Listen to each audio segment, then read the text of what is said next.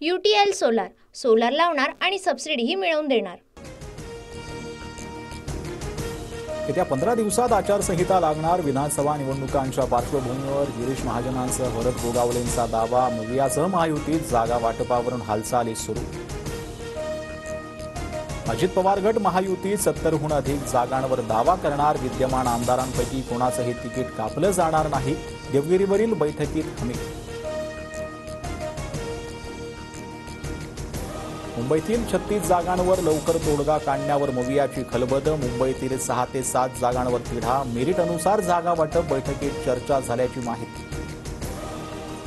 एक देश एक निवडणूक प्रस्तावाला मोदी सरकारची मान्यता। येत्या हिवाळी अधिवेशनात याबाबत विधेयक सादर करणार। केंद्रीय मंत्री अश्विनी वैष्णव यांची माहिती।